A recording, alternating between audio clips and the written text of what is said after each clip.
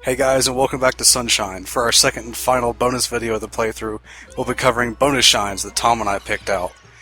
Well, he says that we picked out. I was off recording footage for Twilight Princess at the time, so yeah. Well, you were part of the process anyway. I helped! Well, first up, we have Bianco Hills, and we'll be tackling a red coin timer mission in the Floodless level revisits. I believe we mentioned this earlier in the playthrough, actually. Yeah, I figured I'd show it off because Bianco Hills doesn't really have anything on its own to show, sadly. No. Well, this guy I wanted to show off in the playthrough at least once, because if you come talk to him after getting 30 Shine Sprites and unlocking Yoshi, he will give you a pair of sunglasses, which as you can see dims the entire game, which is a nice touch. I really like that. Well, it's really fucking bright, so yeah, it helps. And if you actually come talk to him after beating the game, like we did here, he'll give you a tropical shirt as well, which is pretty cool. Looking pretty snazzy. And I figured it would be best to just kind of cut out the intermediate level, just going to the Floodless area, because we've already seen it. Be efficient, not ignorant. Now, the really nice thing about the red coin timers is they're not all that difficult. The only thing that really trips me up is just remembering that I have FLUDD sometimes, because you don't originally have FLUDD in these levels, so it's like, oh, my mind is going back to I don't have FLUDD, so I've got to remember that. I like how your qualifier for quality is basically whether it's hard or not. Is it easy? Yes, then I fucking love it. I think we've had plenty of discussions about that on the stream between me and Emerald's. Just, he likes the difficult games and I like the easy games. Word of advice, don't ever talk to Gaming Brett about difficulty in video games. He will fucking tear you apart and then call you a casual. Well, I kind of am a casual, but that's a discussion for another time. Matt, you're pulling off some sick moves in this challenge, I gotta say. It's just a lot of practice. I've played Sunshine so damn much that I just kind of learned how to do just about everything that you can do, aside from, you know, some of the more difficult glitches. And sequence breaks. And the sequence breaks, yeah. I'm not so good with the sequence breaks. I still wonder why I'm so good with the spin jump, considering I can't do the spin attack in Wind Waker. It's the same motion, but I just can't get it in Wind Waker.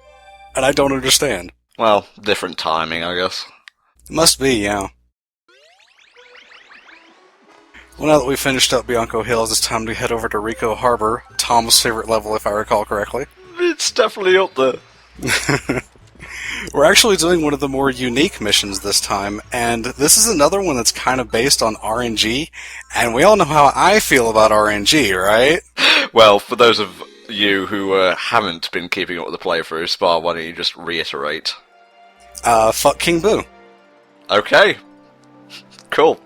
Really though, RNG, or random number generator, if you don't know by now, or don't know from just being on the internet, it's basically what determines what a game does, or a program of any kind does, to kind of emulate luck or random chance.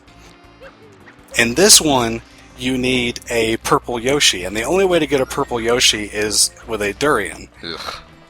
The only way to get a durian is by using these fruit spawning machines right here, and you can get any fruit out of these, I think, except a chili pepper. I'm not sure on that. Well, that's not technically a fruit, so... Well, I say fruit is a general term for this game. Okay, just before you carry on with your fruit spiel, and good job getting a durian so soon, by the way, that was some pretty sick platforming across the scaffolding and whatnot. It's kind of cool to do the platforming on the scaffolding. It's something that I really enjoy doing. Just jumping around and just doing whatever you want is something that's really nice. Funny story, and I like that you mentioned that I got the durian so quickly. On my first take of this, I actually got the durian on the first try, and then missed the jump up to this platform. Oh, Spar. And I fell all the way down to the water. Sparry, sparry, spar. Why do you even play games? Because you asked me to. That's a good point, mate. The reason that you need a purple Yoshi is for that platform that moves horizontally, so you can get out here to these platforms. If you had a pink Yoshi, the platform would move up and down instead. I remember so little about this challenge, but I gotta say, it's one of the better ones in the game, if just for the view of the harbour. Oh yeah, the view is nice. And I decided to stop and get this blue coin here because why not? Sure. I figured why pass it up if we're literally standing on it? These Cheep Cheeps still don't look like Cheep Cheeps to me, if you catch my drift. Yeah, just seeing them in 3D is kind of weird. And speaking of weird, this part's very strange to me because you can't actually grab this Shine Sprite while riding Yoshi, because Yoshi can't grab onto the fence when you flip it over. It's a racist fence is what it is. I guess, that's the only thing I can think of. Oh, please tell me we end the playthrough on 64 shines. Sadly not. I actually thought about that while I was recording this, and I'm like, oh, that would have been really cool. Tom's gonna be really mad now. He's gonna make me do no-hit runs in Sonic Heroes. And Spar said unto himself, good fucking luck. Basically, right? Okay, what's next, mate? Next up, we're heading to Gelato Beach for one of the most infamous levels in the game.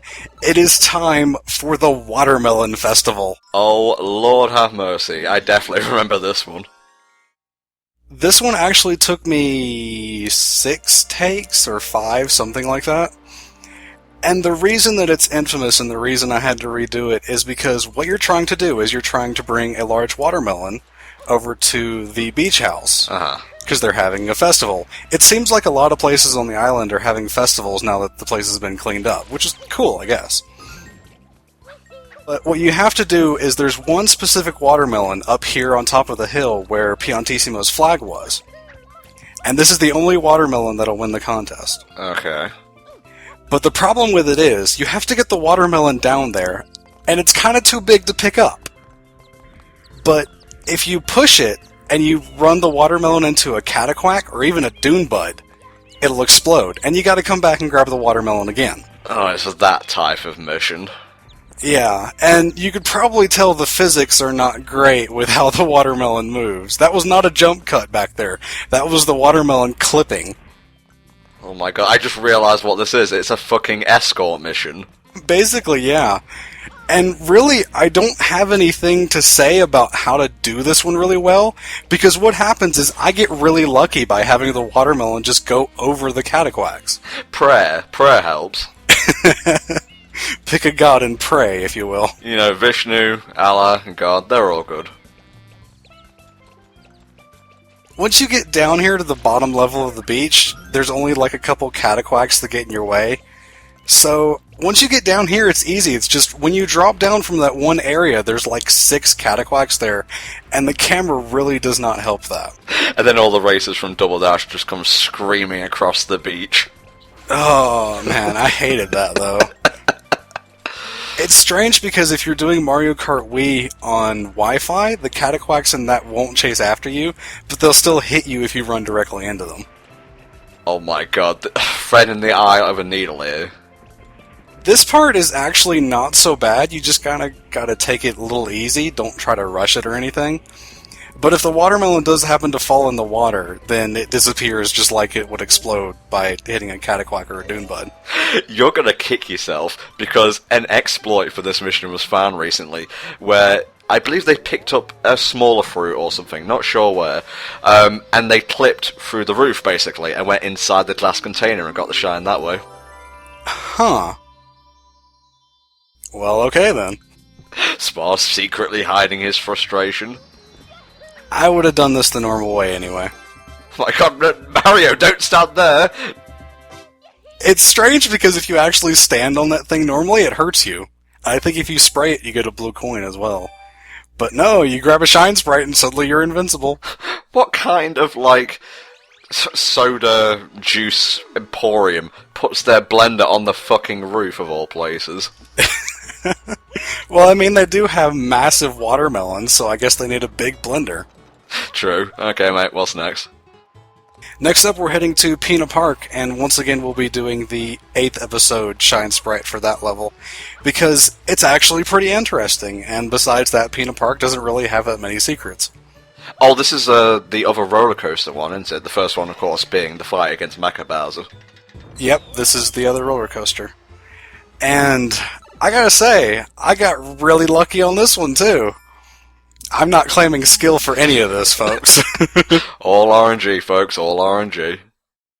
It's more just luck, because I just kind of fire blindly, as you'll see in a couple minutes, and I end up hitting stuff. What the fuck? Those bars weren't even connected to anything. What kind of safety regulations does Pinna Park have? It's weird because the intro actually doesn't have a lot of the render models done correctly, because I guess when the camera's so far away from something, it just doesn't render everything properly. I was gonna say. So it's like the intro is missing so much stuff, and when you actually look at the Ferris wheel, it looks really strange. Yeah, like, hold on, we're still building it. It'll be ready by the time the intro finishes. Okay, what does this mission entail, mate? Well, for this mission, as we've said a couple times, you ride around the roller coaster, and you have to pop all of the balloons. I believe there are 20, and like the Mecha Bowser fight, you get 3 laps. Are they basically just making the balloons in the shape of baby Bowser to take the fear out of the Bowser royal family? I guess, or just kind of a celebration. Like I said, it seems like a few places on the island are having festivals now that, you know, the island's been cleaned up. The thing I don't get is that they're offering shine sprites as prizes for the contests. It's like, aren't these supposed to be protected? Isn't this, like, legally wrong? Well, actually, we told you a bit of a fib, Mario. We only need the amount required for you to get to the final boss. Sorry. I don't think they ever gave Mario a full pardon as well, at least not on screen. Yeah, we don't really ever see it. Although we do see the islanders, you know, being nice to him in the closing cutscenes during the credits, I believe. So there's that. Something I'd like to point out, and you've probably seen it a couple times already, is that you can grab the rockets early if you spray them. The problem with that being, spraying them is a bit strange sometimes because of the way physics works. And also, if you keep it held down, there's a chance that you might accidentally fire it. Yeah, that too. Fortunately, that does not happen to me. I only miss a couple shots in this one. Like I said, I got really lucky on a lot of these. Especially this one right here. Because if you look, that rocket actually missed that balloon. Oh, it basically just clipped it. Yeah, it just barely touched it. This reminds me so much of the minigames in Witchy World and Banjo-Tooie. It's kind of uncanny, actually. I wouldn't know, as I have not played either of the Banjo games, or any of the more recent ones in the series. That's such a depressing statement, because there's only been one recently, but basically you ride around on a track like this, well, an invisible track in a UFO taking down coloured targets.